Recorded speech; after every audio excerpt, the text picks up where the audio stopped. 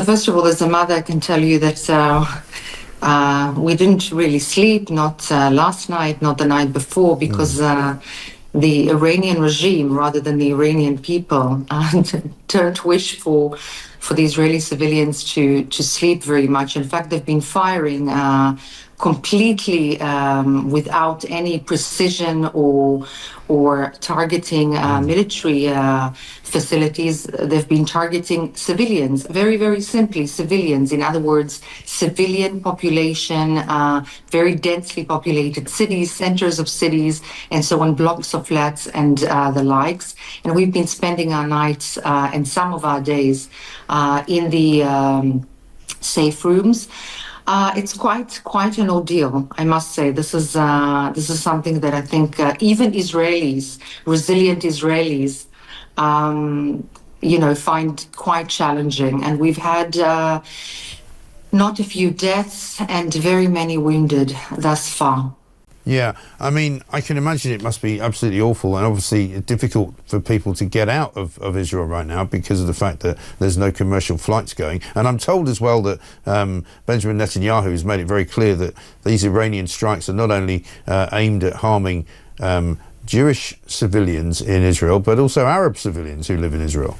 Oh, absolutely. They've been, the city of Tamra in the north of Israel has been hit, not only targeted, the entire country is being targeted in civilian population. So it actually covers everyone, Christians, Muslims, Jews, foreign workers, and so on. But specifically, a missile fell in the city of Tamra, and an entire family was wiped out, a Muslim family.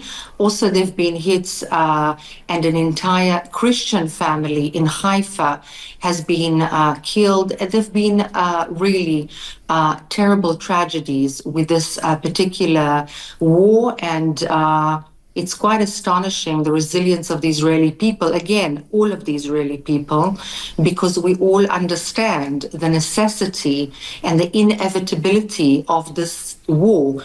And it now turns out that the Israeli government didn't even bother to tell the British government they were launching this attack, which is pretty disappointing, considering that we are supposed to be one of the great allies of Israel. And that's how low this government has got, in my view. Well, there is a very large degree, a significant degree of secrecy to such a war. And yes, it was not shared with the United Kingdom, and the United Kingdom and its government has been critical, in my humble opinion. And again, that does not go to say that the United Kingdom citizens are such, but the government has been very hypocritical about the entire issue. There's been a huge Islamist threat within the UK. Again, that doesn't mean every single Muslim, but it does mean that there is an attempt to almost overtake the kind of life that the West sees as fitting by a very significant, large, loud, and strong group of Islamists. The Islamic Republic of Iran is supporting that, funding that, training that, along with other. And so, Ruth, are you prepared to be in this for the long haul in terms of, running up and down into shelters and that kind of thing? Well, let me put it in a very, very simple way. We don't have a choice.